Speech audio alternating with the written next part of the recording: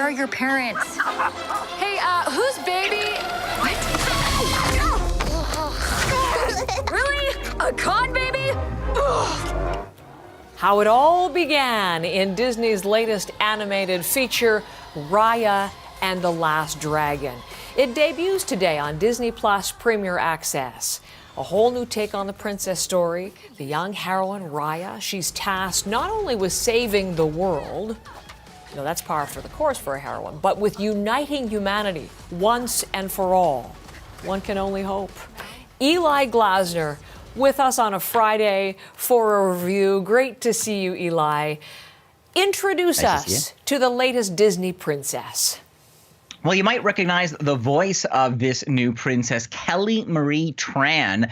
She played Rose, the maintenance worker who struggled and then went on to battle the First Order in the more recent Star Wars trilogy. And it's interesting because she really has had some struggles of her own in real life. As a person of color in the new Star Wars film, she faced a lot of backlash, a lot of online hate. And eventually, with all of that attention, she pulled the plug on her social media. She disappeared from Twitter and Instagram, but luckily for us, she was focusing on the work, and now she is back as the voice of this young woman, as you mentioned, Heather, trying to fix this broken world. Let's take another look.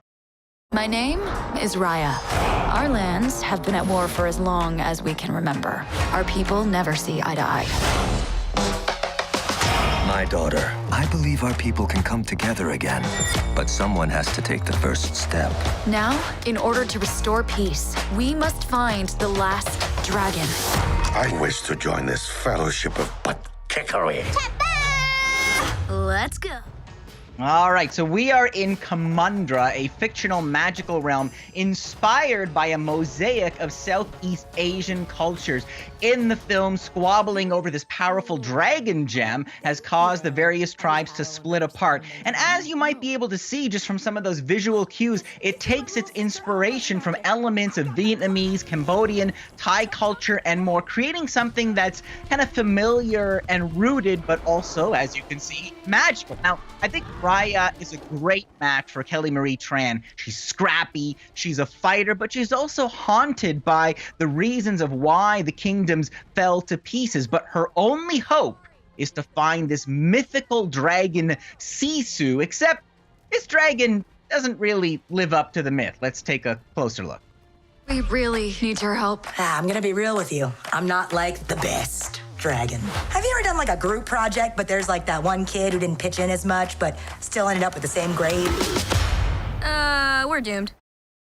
All right, so there you go. You might recognize the voice of Awkwafina doing the Awkwafina thing as this shape-shifting dragon who has some confidence issues. Disney's not too bad at these animated adventures, is it really? It's, it has a future perhaps in this. What did you think of this one? It certainly knows what it's doing, and I think if anything, I think it plays it safe. You get a sense of the formula at this point. This film has a lot of attitude, a lot of atmosphere, but I really wish it took a few more risks. It's kind of playing it according to the very familiar blueprint at this point. The brave warrior, the comic relief, the cute animal sidekick. You may have noticed Tuk Tuk, this adorable, gigantic armadillo pillbrug hybrid that she rides, and yes, there was a con baby and more. Now the aesthetic is kind of Southeast Asian and spiritual, but the dialogue is so self-consciously hip. It has Raya sounding more like Kim Possible than a powerful princess, and for me, kind of broke the spell. And then there's this continuing story element of Raya's fears of trusting people again. Let's take another look. The world's broken. You can't trust anyone. Maybe it's broken because you don't trust anyone. You just have to take the first step. Okay, so she takes that step. The trust is shattered. She takes another step. Her trust is shattered. And it becomes this kind of step class in trust issues, which after a while gets kind of tiresome. Now, is Raya a good role model? Undoubtedly. Does it have colorful characters? We are watching an aerobic con baby, karate punching and kicking, and has her monkey friend. So sure, it's got that and more. And it's got Awkwafina doing the Awkwafina thing, which frankly at this point I think is starting to get a little stale. But for all the magic and wonder, the story is surprisingly straightforward. What I lacked beyond all the color and magic was true surprise. There's no real friction here. It plays out kind of predictably. And talking about friction, well, here's the thing, Heather. This is a Disney Plus premium access title because it was originally intended for theaters, which means to stream it at home, it will cost you, you'll have to be a subscriber, and then you'll have to shell out $34.99. At that price, I would say, for me, wait a few months, and then as a subscriber, you'll be able to watch it for free. Unless you have just a giant gang of kids at home and you can defray the cost, and then I guess it might be worth it. But that's my take. 3 stars out of 5.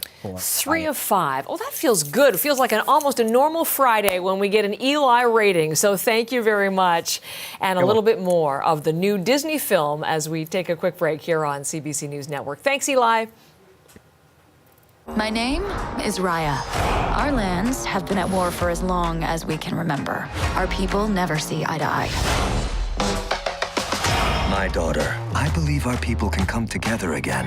But someone has to take the first step.